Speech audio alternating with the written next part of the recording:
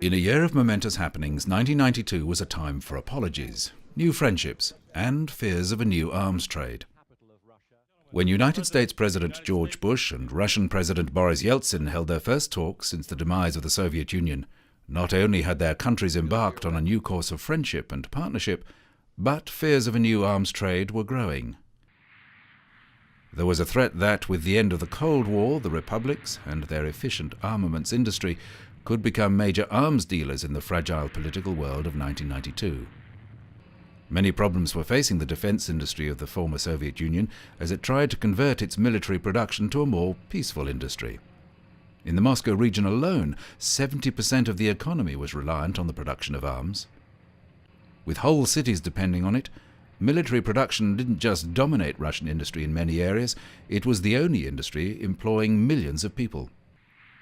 The manufacturers of the MiG-29 fighter aircraft, in an effort to diversify production, came up with the MAI microlight aircraft, while this rocket factory was turning its high-tech expertise over to simple bicycle manufacturing. Though some Russian experts weren't so positive about the efforts to change. Most of the dedicated military industries, they simply cannot convert it. You have to change the entire production lines. You have to retrain the labor force. And as far as existing enterprises are concerned, for instance, missile production enterprises, at best you can use the walls, the roofs, some elements of the infrastructure, which means you have totally to rebuild the enterprise. And maybe it's cheaper even to build a new enterprise than to waste the money removing the old equipment and bringing the new equipment. In April, following a tense period of escalating tensions and sporadic military incidents, open warfare began in Sarajevo. Heavily armed Serb forces launched saturation bombing attacks on a number of fronts and laid siege to many cities, including Sarajevo. Driven by the prospect of a Great Serbia, unified by their Orthodox Christian faith, and memories of Muslim domination under the Ottoman Empire, Serbs had captured 70% of Bosnia. In Geneva, the United Nations Human Rights Commission demanded immediate unrestricted access for the Red Cross to all places of detention and the release of everyone arbitrarily arrested or detained. The UN condemned forced population transfers, or so-called ethnic cleansing, as an abhorrent breach of international human rights standards.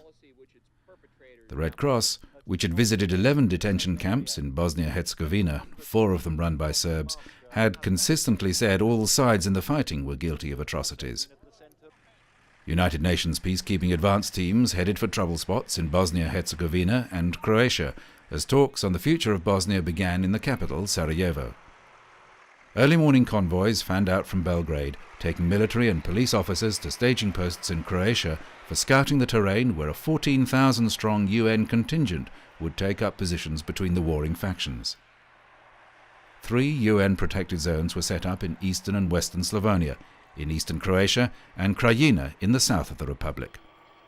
Meanwhile, the 49th anniversary of the founding of the former Yugoslav state, which was made up of 6 republics, occurred in November, even though Yugoslavia was a country that had been reduced to just 2 of the original 6 regions.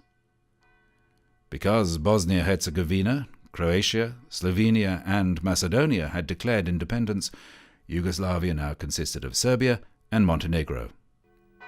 But the Federal Assembly failed to nullify the decree declaring the holiday, so it was still observed by Serbs and Montenegrins.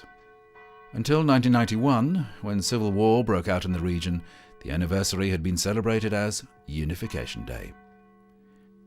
In 1992, the historic town, which had been captured by Serbian forces, was a battle-scarred testament to the end of Yugoslavia, a nation to which it gave birth in 1943. In a year that had also seen an apology come from the Vatican when Pope John Paul II lifted the historic edict of the Inquisition against Galileo Galilei, 1992 was a year of momentous happenings.